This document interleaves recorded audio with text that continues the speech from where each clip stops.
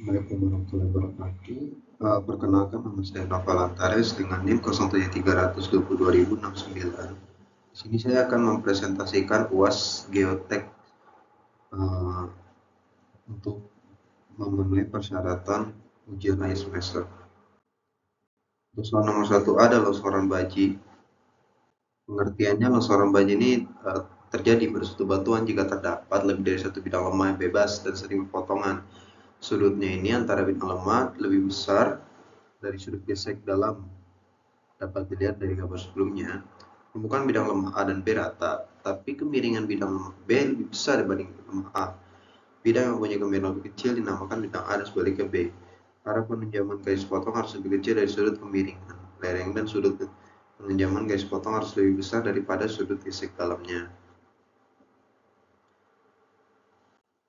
Untuk yang salah satu B, sini ada longsoran toppling. Nah, longsoran toppling ini bisa dikatakan longsoran guling. Terjadi pada suatu lereng yang batuan arah kemiringannya berlawanan dengan kemiringan bidang lemah.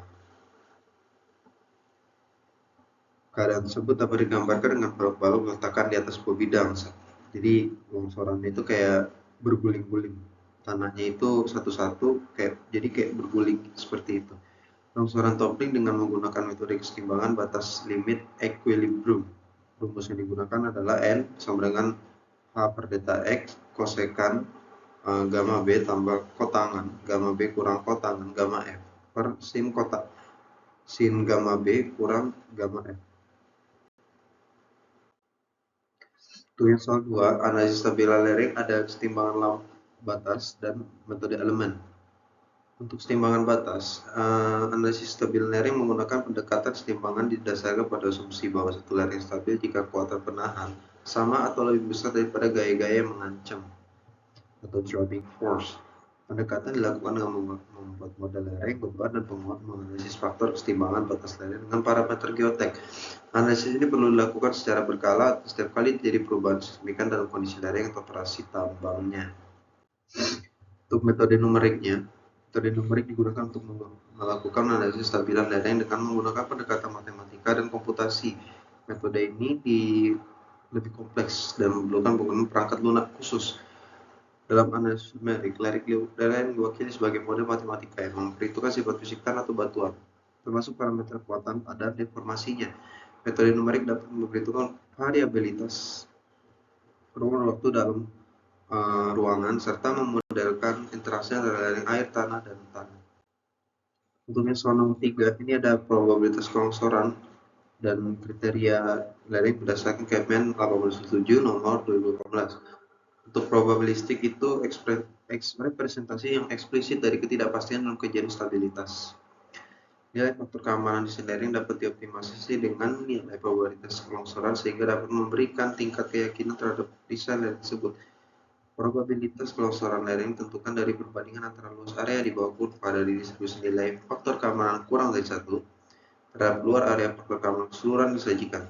Dalam melakukan analisis dengan metode probabilitas, perlu dilakukan terlebih dahulu untuk mendekati statistik terhadap seluruh data karakteristik batuan untuk mengetahui distribusi terbaik dari data karakteristik batuan tersebut.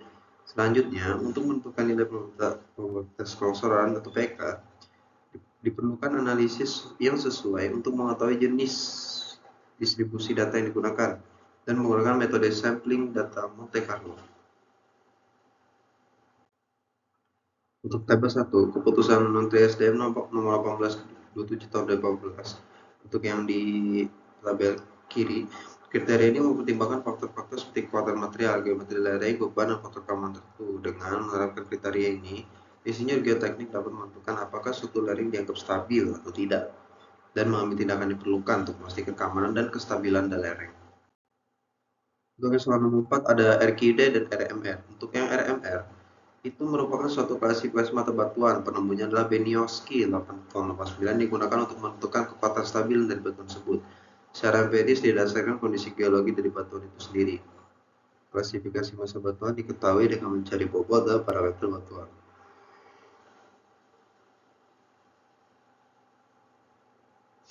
Untuk GSI, Geological Strength Index, merupakan salah satu data geologi teknik yang digunakan untuk mengetahui sifat fisik dan mekanik dari batuan sehingga dapat faktor keamanan FK lereng.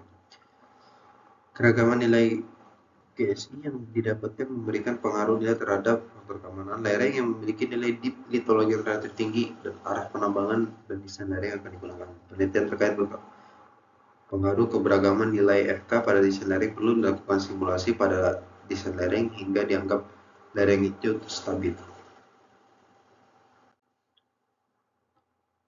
Untuk perkuatan penahan lereng, perkuatan lereng dinding penahan ada suatu bangunan fungsi untuk menstabilkan posisi tanah tertentu yang pada umumnya dipasang pada daerah tebing yang labil ya. Fungsi utama dari konstruksi penahan tanah adalah menahan tanah yang berada di belakangnya dari bahaya longsor. Palang lereng juga melibatkan pemantauan yang rutin untuk mendeteksi perubahan kondisi lereng yang mungkin mengarah pada potensi longsor. Tujuan dari perkuatan dari penangkal lereng adalah untuk meningkatkan stabilitas di kanan lereng serta melindungi lingkungan dan infrastruktur dalam resiko geologis tersebut. Nextnya ada pengembangan lereng. Untuk pengembangan lereng merupakan kegiatan dilakukan untuk mengawasi dan memperbarui kondisi lereng baik secara real time maupun periodik dalam mencapai optimasi penambangan atau aspek keselamatan kerja. Monitoring lereng dalam pertambangan menjadi concern utama dalam menjaga keselamatan tambang. Secara teknik monitoring lereng itu mengawasi, mengecek secara melakukan maintenance sudut lereng, slope, dan aspek geologi yang mempengaruhinya. Pemantauan lereng dilakukan untuk memahami perilaku masa batuan dan mendeteksi adanya kondisi di lereng tidak stabil serta mendeteksi longsor sebagai akibat dari kegiatan penambangan atau pengaruh dari kondisi lingkungan. Terima kasih atas perhatiannya. Mohon maaf jika ada kekurangan. Uh, saya ini dengan pidato yang Assalamualaikum warahmatullahi wabarakatuh.